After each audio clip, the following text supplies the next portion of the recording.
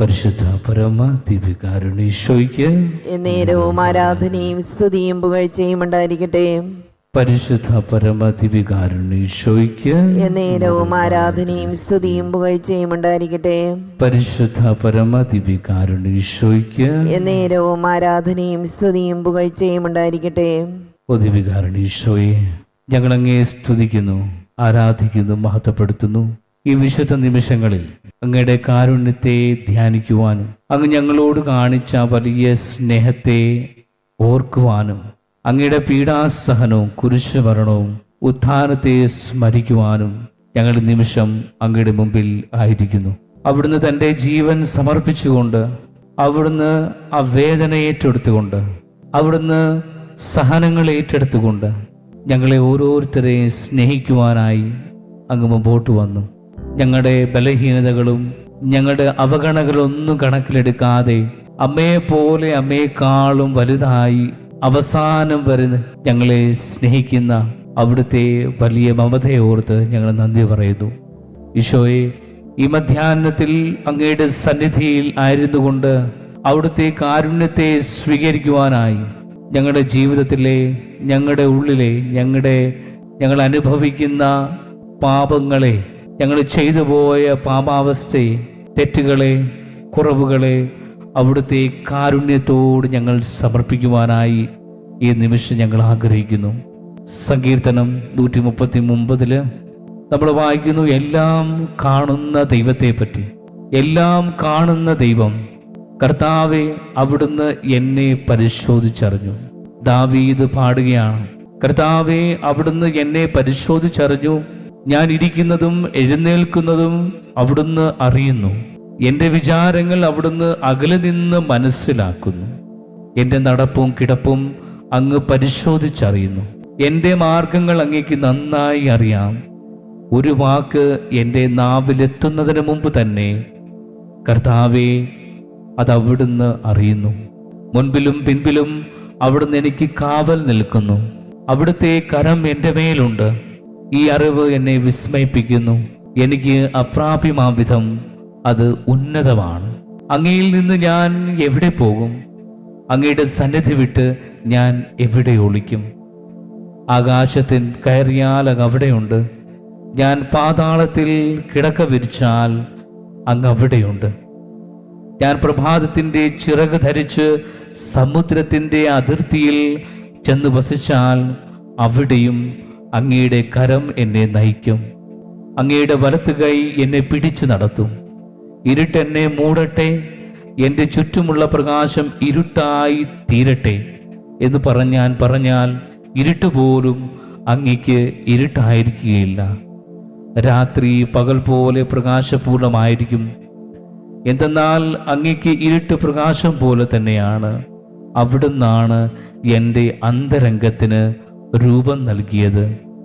എൻ്റെ അമ്മയുടെ ഉദരത്തിൽ അവിടുന്ന് എന്നെ ഭരിച്ചു.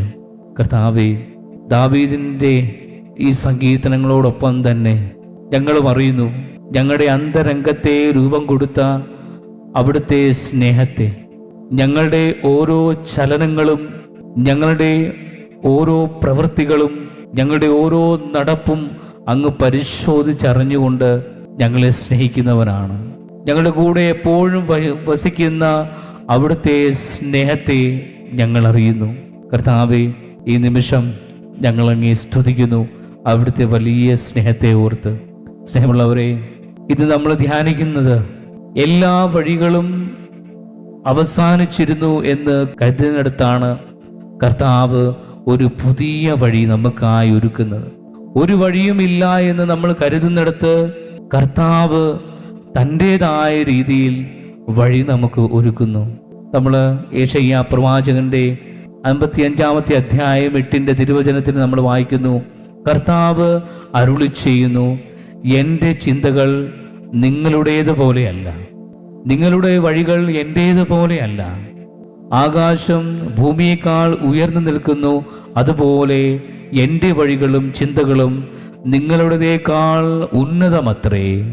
സ്നേഹമുള്ളവരെ, എൻ്റെ ചിന്തകൾ, എൻ്റെ വഴികൾ നിങ്ങളുടെ വഴികൾ പോലെയല്ല എന്ന് കർത്താവ് ഇന്ന് നമ്മളോട് പറയുകയാണ്. നമ്മൾ ജീവിതത്തിൽ ഒരു വഴിയുമില്ല എന്ന് ചിന്തിച്ചുകൊണ്ട് നമ്മുടെ ജീവിതം നിരാശപ്പെട്ട് ജീവിക്കുന്ന സന്ദർഭങ്ങളിലെല്ലാം നമ്മൾ ഓർക്കേണ്ട ഒരു വലിയ വചനമാണിത്. കർത്താവ് നമ്മുടെ ജീവിതത്തിൽ പ്രവർത്തിക്കുന്നത് നമ്മൾ ചിന്തിക്കാത്ത രീതിയിലാണ്. നമ്മൾക്ക് പോലും ചിന്തിക്കുവാനായിട്ടോ നമ്മൾക്ക് പോലും കൽപ്പന ചെയ്യുവാനായിട്ടോ സാധിക്കാത്ത രീതിയിലാണ് കർത്താവായ ദൈവം നമ്മുടെ ജീവിതത്തിൽ പ്രവർത്തിക്കുന്നത്. നമുക്കറിയാം, ഇസ്രായേൽ ജനതയുടെ ജീവിതത്തിൽ പ്രതീക്ഷകളെല്ലാം കൈവിട്ട് അവർ രക്ഷപ്പെടുവാൻ നോക്കുമ്പോൾ ഒരു വഴിയും ഇല്ലാതിരിക്കുന്ന സന്ദർഭങ്ങളിൽ എങ്ങനെ രക്ഷപ്പെടുമെന്ന് ചിന്തിച്ചുകൊണ്ടിരിക്കുന്ന സമയത്തും കർത്താവ് ചെങ്കടൽ കടക്കുവാനായിട്ട് ഇസ്രായേൽ ജനതയെ ഒരുക്കുന്നതായിട്ട് നമുക്ക് കാണാം. ഒരിക്കലും ചിന്തിക്കുവാൻ പോലും സാധിക്കാത്ത ആ വലിയ ഇടപെടലായിരുന്നു ദൈവത്തിൻ്റെ. പുറപ്പാടിൻ്റെ 14-ാം അധ്യായത്തിൽ നമ്മൾ വായിക്കുന്നു, മോശ കടലിന് മീതെ കൈനീട്ടി കർത്താവ് രാത്രി മുഴുവൻ ശക്തമായ ഒരു കിഴക്കൻ കാറ്റയച്ചു കടലിനെ പിറകോട്ട് മാറ്റി. കടൽ വരണ്ട ഭൂമിയായി വെള്ളം വിഭജിക്കപ്പെട്ടു. ഇസ്രായേൽക്കാർ കടലിന് നടുവേ ഉണങ്ങിയ മണ്ണിലൂടെ നടന്നു. അവരുടെ വലത്തും ഇടത്തും വെള്ളം മതിൽ പോലെ നിന്നു. കടൽ പോലും കടന്നു പോകുവാൻ സാധിക്കുന്നത്ര വലിയ ശക്തിയാണ് കർത്താവ് മോശയിലൂടെ ഇസ്രായേൽ ജനതയുടെ ജീവിതത്തിൽ കാണിച്ചു കൊടുത്തത്. അതുകൊണ്ട് നമ്മുടെ ജീവിതത്തിൽ എത്ര വലിയ പ്രതിസന്ധികളിലൂടെ നമ്മൾ കടന്നു പോയെന്ന് പറഞ്ഞാലും കർത്താവിനെ സ്നേഹിക്കുന്നവർക്ക്, അവിടുത്തെ പദ്ധതിയെ അനുസരിച്ച് വിളിക്കപ്പെട്ടവർക്ക് കർത്താവെല്ലാം നന്മയ്ക്കായിട്ട് ഭവിക്കുമെന്ന് റോമാക്കാട് ലേഖനത്തിൽ വിശുദ്ധ പൗലോസ്ലീഹ നമ്മളെ ഓർമ്മപ്പെടുത്തുന്നു. അതുകൊണ്ട് നമ്മൾ മനസ്സ് മടുക്കാതെ നമ്മളെപ്പോഴും ദൈവത്തോട് ചേർന്ന് കർത്താവിൻ്റെ വഴികളിലൂടെ നടക്കുവാനായിട്ട്, ദൈവം നമ്മുടെ ജീവിതത്തിൽ പ്രവർത്തിക്കുവാനായിട്ട് നമുക്ക് നിന്ന് കൊടുത്താൽ മാത്രം മതി. നമ്മുടെ ജീവിതത്തെ പൂർണ്ണമായിട്ട് വിശ്വാസത്തോടെ നമ്മൾ കർത്താവിൻ്റെ കരങ്ങളിൽ സമർപ്പിച്ചു കൊടുത്താൽ മാത്രം മതി കർത്താവ് പുതിയൊരു വഴി ഒരുക്കുവാനായിട്ട് സാധിക്കും കർത്താവിന്. അതുപോലെ തന്നെ വേറൊരു ഉദാഹരണമാണ് യോഹന്നാന്റെ സുവിശേഷം 5-ാമത്തെ അധ്യായത്തിൽ. യോഹന്നാന്റെ സുവിശേഷം അതിൻ്റെ 5-ാമത്തെ അധ്യായത്തിൽ നമ്മൾ വായിക്കുന്നത് ബെത്സദായിലെ തളർന്നു കിടക്കുന്ന ആ രോഗിയെ ഈശോ സുഖപ്പെടുത്തുന്ന ഭാഗമാണ്. 38 വർഷമായി രോഗിയായിരുന്ന ഒരുവൻ അവിടെ ഉണ്ടായിരുന്നു നമ്മൾ വായിക്കുന്നു. ആ കുളമിളകുമ്പോൾ അവിടെ അതിലെടുത്തിടുന്നവർക്ക് സൗഖ്യം പ്രാപിക്കുന്ന ഒരു സന്ദർഭമായിരുന്നു. ഈശോ അവനോട് ചോദിക്കുകയാണ്, നീ സുഖം പ്രാപിക്കുവാൻ ആഗ്രഹിക്കുമുണ്ടോ? സുഖം പ്രാപിക്കുവാൻ നിനക്ക് ആഗ്രഹമുണ്ടോ എന്ന് ഈശോ ആ രോഗിയോട് ചോദിച്ചപ്പോൾ ആ രോഗി ഉത്തരം പറഞ്ഞത് ഇപ്രകാരമാണ്, കർത്താവേ, വെള്ളമിളകുമ്പോൾ എന്നെ കുളത്തിലേക്ക് ഇറക്കുവാൻ ആരുമില്ല എന്നാണ് പറഞ്ഞത്. വെള്ളമിളക്കുമ്പോൾ എന്നെ കുളത്തിലേക്ക് ഇറക്കുവാൻ ഒരുവൻ പോലും ഇല്ല, ഞാൻ തളർന്നു കിടക്കുകയാണ്.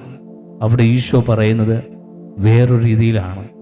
ആ രോഗി വിചാരിച്ചത് ഞാൻ ഇളകുന്ന കുളത്തിൽ ഇട്ടാൽ മാത്രമേ, ആ കുളത്തിൽ കുളിച്ചാൽ മാത്രമേ എനിക്ക് സൗഖ്യം ലഭിക്കൂ എന്നാണ്. വേറൊരു വഴിയുമില്ലെന്നാണ് ആ രോഗി കരുതിയിരുന്നത്. അവിടെയാണ് ഈശോ കരുതിയിരുന്നത് കർത്താവിന് ഒത്തിരിയേറെ വഴികളുണ്ട്. ഈശോ പറയുന്നത് എഴുന്നേറ്റ് കിടക്കയെടുത്ത് നടക്കുക, വേറൊന്നും ചെയ്യേണ്ട, എഴുന്നേറ്റ് കിടക്കയെടുത്ത് നടക്കുക. സ്നേഹമുള്ളവരെ, നമ്മുടെ ജീവിതത്തിലും നമ്മൾ വിചാരിക്കുന്ന ഒത്തിരിയേറെ വഴികൾ, പ്ലാനുകൾ, പദ്ധതികളെല്ലാം ഒരുപക്ഷെ പരാജയപ്പെട്ടാലും അവിടെ നമ്മൾ ഓർക്കേണ്ട ദൈവത്തിനും മറ്റൊത്തിരി ആയിരം വഴികളുണ്ടെന്നാണ്. ഒന്നും അടഞ്ഞിട്ടില്ല.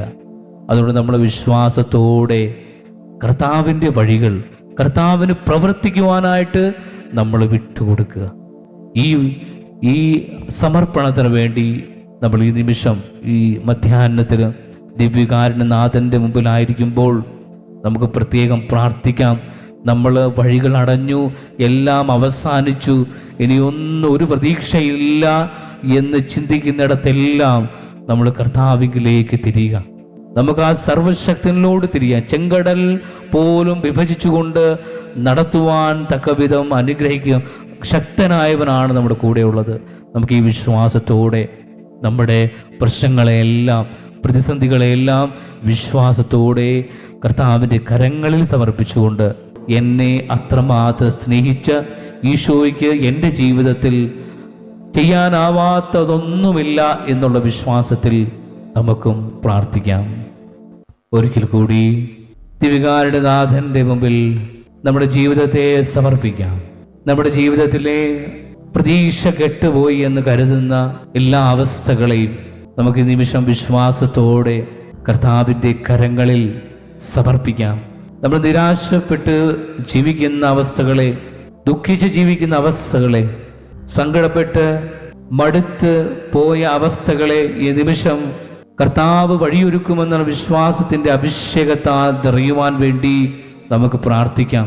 ഒരു പുത്തൻ ഉണർവോടുകൂടെ നമ്മുടെ ജീവിതത്തിൽ ആ പ്രതീക്ഷകളുടെ കതിരുകൾ കിളുക്കുന്ന പോലെ, ഉയരുന്ന പോലെ നമ്മുടെ ജീവിതത്തിൽ മുന്നേറുവാനായിട്ടുള്ള അനുഗ്രഹത്തിന് വേണ്ടി നമുക്ക് ഈ നിമിഷം വിശ്വാസത്തോടെ അർപ്പണത്തോടെ പ്രാർത്ഥിക്കുകയും നമ്മളിവിടെ നടക്കുന്ന എല്ലാ ശുശ്രൂഷകളെയും കർത്താവിൻ്റെ കരങ്ങളിൽ സമർപ്പിക്കാം. നമുക്ക് ദിവ്യകാരുടെ നാഥൻ്റെ ആശീർവാദം സ്വീകരിക്കാം.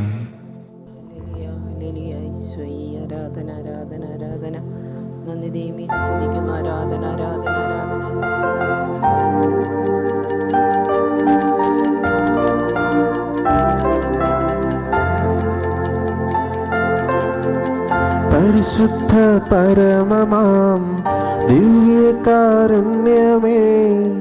എന്നുമെന്നും അങ്ങേക്കാരാധന.